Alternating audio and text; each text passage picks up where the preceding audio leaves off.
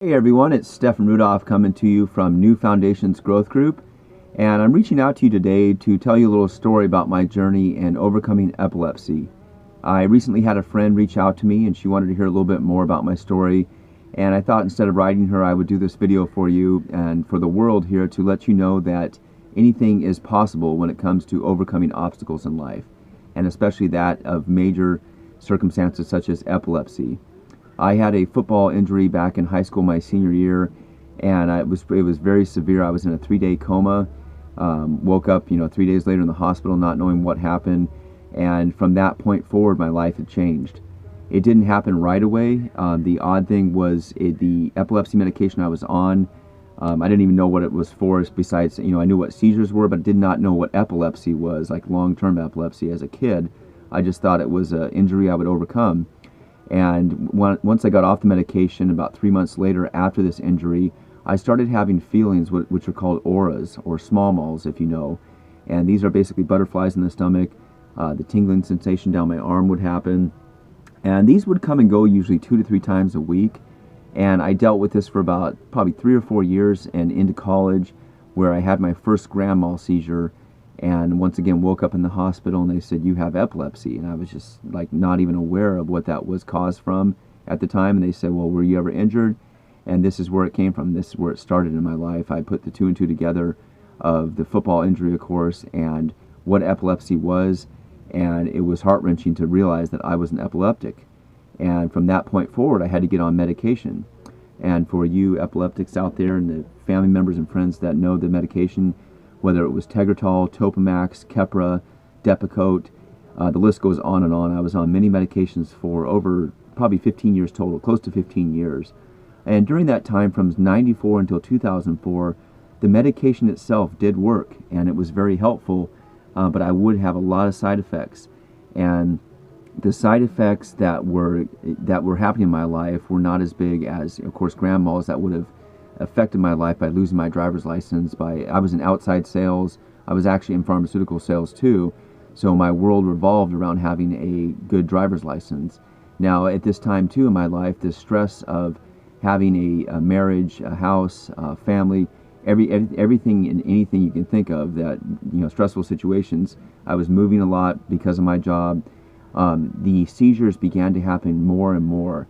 And to answer the question today of how I cured the epilepsy, I started paying attention to this about 2004 when I had a grand mal seizure on the road and I had 2 epileptic car accidents in a 2-year period. And this was major. It was worse than what the officer said when I woke up, worse than 5 DUIs, because you're never getting your license back. When it happened the first time, it was devastating. When it happened the second time, I'd almost killed myself. And I had to change things in my life. And I actually went through brain surgery after this in 2007. On May 9th, 2007, I had the surgery. I was able to get my driver's license back 3 months later, but I was still having the auras and the feelings. And I didn't tell them this at the time, and I don't recommend that at all, but, as a man trying to get his life back together, I said, I have to get a job, I have to have my license, I have to have a life. And many epileptics know you want to be driving out there, but you shouldn't be. That's what I started doing in 2007. And also in the obstacles in my life, there were many others as far as divorce, a DUI, bankruptcy, all the stress that was leading to more and more seizures. So as I was trying to get back health-wise, I was playing racquetball more, I was working out, I kept having more and more auras, more and more small malls. The tingling sensations, everything was going on, where I knew something was not right. But one thing, the major thing, I was not relating it to my diet. Now, of course, there is stress, but when you're not eating right, you're not sleeping right. And you're not sleeping right, you're not feeling right. You're not functioning right. And I was out there in the world trying to function normally and trying to lead a lifestyle where I could have a few drinks after work, go to happy hour, and deal with the stress like everyone else was, but it wasn't working. I ended up having a seizure in the racquetball court in 2009. In the weight room in 2010, another racquetball court, another racquetball seizure right after that. So altogether, probably at least 4 or 5 grand mal seizures that I can remember in the weight room, racquetball, at home. My life fell apart about 2009 and 10 again. And all of a sudden I woke up after reading different books and studying and doing my research on what would be causing this. And what I found out and what dawned on me one day was, what am I eating?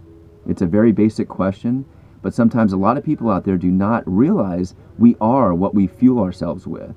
And this is what really ignited the flame, the fire in me to start spreading this word. Is it's a very basic concept.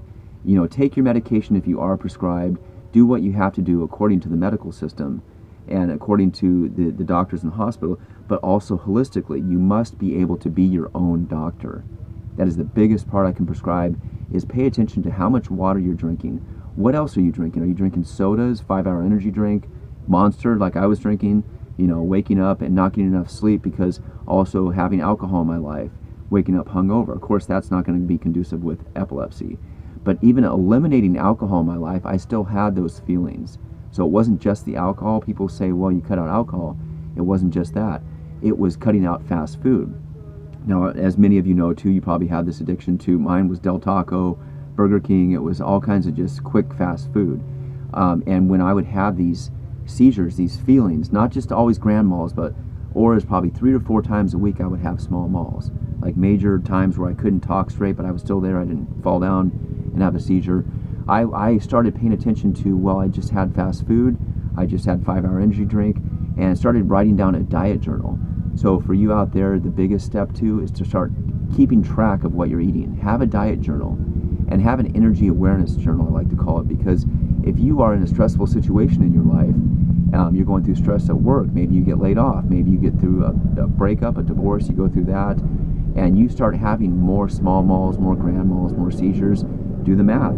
It's part of what I had to be aware of to create a program, what I call M.A.P, the M.A.P system, which stands for Meditation, Awareness, and Prayer. M.A.P, M.A.P, Meditation, Awareness, and Prayer. And my area of prayer, of course, as a spiritual Christian, I do my praying, but if you are not spiritual, if you're not religious or anything, just look at it as meditation overall and looking within your body. So the meditation I did was the deep breathing techniques. And the awareness I did was paying attention to what I was eating, what I was drinking, who I was surrounding myself with, what was going on in my life. The seizures that I had in 2010, 11, and 12, toward the end of my time period of having them, were all conducive to the stress on the job, losing a job, a breakup, hardship in my life, financial struggles. So what I started doing was being more in tune with myself and drinking more water and eating less and less junk food till I completely got off of it. And that was the biggest shift I felt. Was I was sleeping better, I was feeling better, and I was feeling myself better. Now, even if you eat healthy, a lot of people out there will say, well, I'm a vegetarian, I'm a vegan, or I eat really well. The recent one was I talked to a friend, and he said, he ate a good meal last night. It was lasagna, which is good. It can be good. But at the same time, if he's having a seizure the next day, do the math and put this together to what he ate and what he drank has a big part of it, a huge part of it in my life.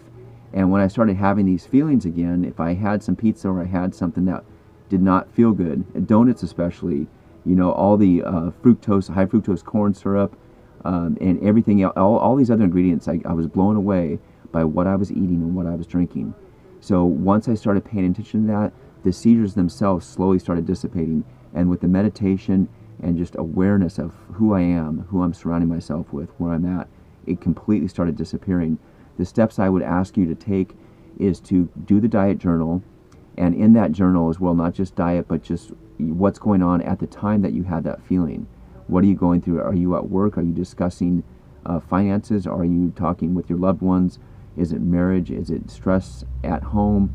What's going on? Be very aware of what you're surrounding yourself with, and write that down in your journal. And if you end up having a grand mal, go back in your journal and say, okay, this is what I ate. I'm not going to eat these donuts anymore. I'm not going to eat this. I'm not going to drink these drinks anymore.